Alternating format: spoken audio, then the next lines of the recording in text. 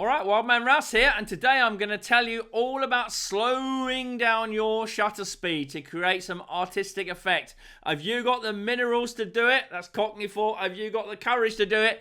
Let's see. And Wild Bunchers, just remember your bonus content will follow after this. Alright, keep watching. I promise you some great tips and some great photography too. So why are you going to slow your shutter speed down, you may ask? I'm quite happy with fast shutter speed and freezing everything. Well, sometimes it's not the best option, okay? Sometimes, if it's bad weather or you want to show some motion or there's some distracting background and foreground, and we've all been there as wildlife photographers, then you want to get rid of it. And one way of getting rid of it and to create something from nothing is to slow your shutter speed down. I know a load of photographers out there, you don't like doing it, do you? Cockney here. You don't like doing it. I know you don't. Well, you're going to learn to do it because I'm going to show you some effects like this one where you want to do it. This is one of the first pictures I ever shot of a tiger, and I had the courage to slow the shutter speed right down, and I'll tell you what my magic shutter speed is later on, so you have to keep watching, to create something different because there was a lot of distracting background and foreground. It was horrible light. It was flat. The picture at a 500th of a second or whatever would have been utterly boring.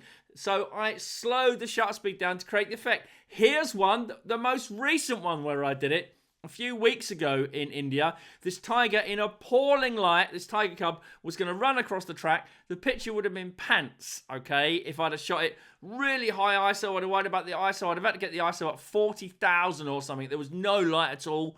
So I slowed the shutter speed down, which means I could bring the ISO down. It was a better quality file. And it's a much more interesting picture. Yes, I panned across. That's part of being a photographer. But it was cool. Here's another tiger. Sorry, I've got a lot of tigers to show you right now, but never can have too many tigers in the world, can we? Here's one I shot in November last year. Again, panning. You've got to have the guts to do this. You've got to be prepared to fail. Those of you who are going to switch off now because it's for the first minute and he hasn't said anything useful, well, you're missing out because I'm going to say a lot of useful things. You've got to be prepared to fail in your photography to succeed, okay, to get better, to challenge yourself. So I automatically go to this mode when an animal is walking. I think, do you know what? It's a really boring picture of an animal walking. I want to introduce some motion, some interest, some effect, something cool. So I'll slow the shutter speed right down to get a picture like this. And I love doing this. Of course, it's not useful for everything, but it's another toolkit, another trick you can have in your toolkit, okay, to make sure that you make the most of every single situation. Now, you may say, Andy, mate, why do you want to create some motion in your pictures? Why isn't freezing the motion good enough? Well, sometimes it is. When we want to create high action, bang, really amazing pictures, dynamic pictures, and the light is right for it, and the picture is right for it, then yeah, we bang the shutter speed up, we bang the ISO up, and we can get a frozen in time picture. I don't always want that. Look at this leopard, okay? Beautiful animal, walking. It was just walking, okay? So take click, click, click. Anyone can do that. It'll be sharp, but it'll be flat against the background. You can reduce it to 2.8. This was taken at 2.8, f2.8. The background is still there because the leopard was against it. I wanted to create something interesting, so I slowed the shutter speed right down and just get click, click, click, click, click, click, click, click. That's the shutter speed there. Of it working, of it walking across the frame, all right? Here's a second one of it just a few seconds later, and you can see there's a slight element of blur in the background, okay? Now, the subject you are going to get, if you do this, you are going to invariably get the subject to be blurred. Anyone that shows you a picture with an eye that's razor sharp and the rest of it blurred and said, oh, I did this, they've dropped the eye in on Photoshop. It doesn't work like that. You are going to have to understand that not everything is going to be sharp in your picture. But that's cool. That's what photography is all about. Why be a sheep? Why just post pictures to Instagoggle where they're sharp and it's the same as everyone else? Let's be a little bit different and a little bit more creative, okay? So that's what I did with the leopard. Here's a wolf picture, exactly the same shutter speed. Here's the key. All of these are taken at the same shutter speed. Haha, what is it? Gonna tell you later. This wolf going across the frame, I gave it plenty of space. I had it leading in, and again, I used the same slow shutter speed to blur boring grass, to give the wolf some semblance of motion, because it wasn't really doing it. It wasn't trotting or running. It was like plod, plod, plod, plod, plod. That's a really boring picture. Nobody wants to see that picture. I'm trying to tell you how to create interesting pictures, okay? This is an interesting picture. Here's a fox I came across, all right? It was hunting. I knew the light was awful. It was drab. It was going to be nothing. It was distracting background. So I slowed the shutter speed down to my magic number. And when it jumped, I let it jump through the frame. And this is the picture that I got. It blurred the background and it almost kept the fox really razor sharp. And it created some interesting motion. It showed the fox was actually doing something, okay? Slowing the shutter speed down is good. Here's a langur monkey. I just did this literally a week ago in India. We had these monkeys running across us, and I said, oh, do you know what? It's a really distracting background. There's logs and there's grass and there's everything, and it's awful. So I said to everyone that was with me on tour, let's get the shutter speed right down, pan across. Yes, 99% of them are going to be art. In other words, they're going to be dustbin, okay? But 1% of them are going to look good like this with some motion, okay? And this is undeniably an interesting picture in a situation where it was quite boring, okay? But the light was good. I saw something special in it. Slowing the shutter speed down worked. Look at this lion kill. So lion dragging a dead animal through grass. It's not exactly a commercial picture you want to put on your wall on a calendar, is it? No. But by blurring it, by blurring the subject, by lowering the shutter speed, I took away the fact that it was a gory kill so much, and I've turned it into slightly more of an art picture. Very important when I sell pictures, and my main living is I sell pictures. That's what I do around the world. I need to realise that a lot of my clients, they don't want bloody pictures. They don't want realism like that. They don't mind this kind of picture as an editorial picture because it doesn't so much show the gore and the death because it's got some blur in it. Look at these deer. You know, these spotted deer, they were running. Tiger alarm call. There's a tiger coming. Cheetah are calling everywhere. Spotted deer like these. This lot are running for their lives. I saw it again. I took the first few pictures at a high shutter speed of 1,000 and they were dire. They're just boring. So I slowed the shutter speed right down again. Boom. Okay, got something interesting. Last but not least, in this kind of why introduce motion section, this one I did of the cheetah. It was walking through long grass.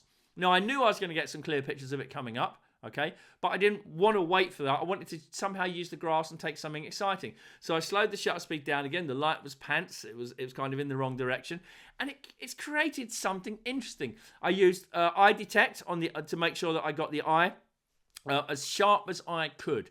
You're out of control of that, okay? You can be stable and you can be steady, but the fact that you're using a slow shutter speed means there is going to be an element of movement unless you can match the movement exactly with your movement of the camera. Good luck to you if you can do that, because I certainly can't. All right, so that's a little bit about why you want to introduce motion, to create interest, to create some engagement with the viewer. But are there other reasons to use the slow shutter speed? Now, before I go on, a little bit of advertising for you. Not paid advertising. This is Rousey advertising. We've got some tours going in the next few years. As you know, I run professional tours and safaris with my own exclusive photo groups. You get to come with me, with my humour, but more importantly, my guides with our skill and expertise, because we are fantastic at what we do in a very relaxed environment. You can come at any level of photographer. We will teach you and inspire you and challenge you, and you will love it. Next year, we've got some gorilla tours. We've got puma. We're about to announce some more safaris. Tigers are coming along too. So have a look at the link below, okay, for our safaris. All bonded as well, so your money is safe with us. So have a look below and maybe get in touch and come along and see some of these things for yourself and come and try these techniques with me. Now, as wildlife photographers, we all suffer from bad weather. We all go out in bad weather all the time. I'm going to do a video in the next month about using rain, okay? Because I love photographing the rain. It's an incredible element. I've just been doing it in Rwanda. It's been amazing. But we all suffer from bad weather.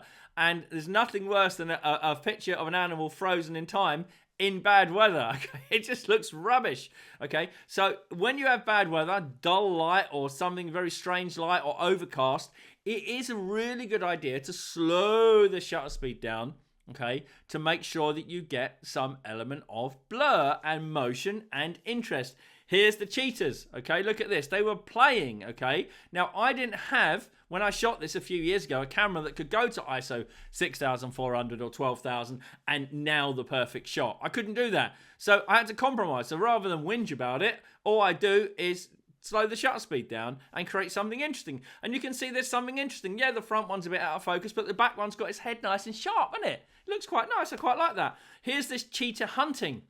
Look at that. I gave it some space. It was hunting. It was appalling light. It was rain and grey and horrible. It was yuck. And the grass was a little bit long. But I saw this cheetah sprinting and I thought, do you know what? I am going to do this in slow motion. And I've done a ton of cheetahs running in slow motion. And I think they look much better and much more elegant when you take it in slow motion because it blurs all of the grass, okay? And it focuses on the beautiful artistic motion of the cheetah because they are amazing to watch when they're running at full speed. So this is one that I shot. You can see here wide angle, and then this is the cropped in version that you can see. So you can see a bit more of the motion. You know, when you look at this picture, if this was frozen in time at high shutter speed, it's looking slightly away. So it would be a bin. But because you've slowed the shutter speed down, you've removed the exact focus of the animal, the focus of the viewer on the animal. You're looking at the picture as a whole. It's a beautiful picture, okay? That means that you're less likely to bin it. And you've created something from nothing, which is what I spoke about at the start. All right, last but not least, if you're under a canopy and you don't get a lot of light, you've got no choice. You either bang the ISO up to try and get some ludicrously high ISO fast enough to handhold shutter speed, or you just use the conditions. And I love to use the conditions. So again, here's my low shutter speed gorilla walking across. It's one of the rare times when I've got an eye sharp by chance. It's by chance. There is no magic formula to getting the eye sharp unless you want to drop it in with Photoshop, which you shouldn't do. It's up to you if you do it. I just never would, and I don't think you should because it's not the spirit of wildlife photography. But this is one where I just panned across at the same shutter speed. All of these are taken at the same shutter speed. I know.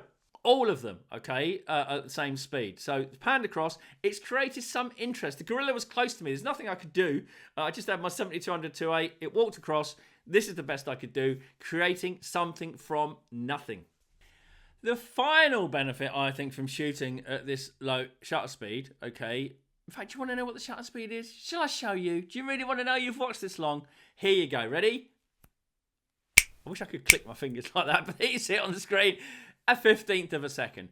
I have found through an awful lot of my experimentation that a 15th of a second is a really good starting point, certainly for walking animals where you get enough of the subject sharp, yet blur enough of the background. Now, of course, if an animal is sprinting, you have to kind of evaluate what the situation is like.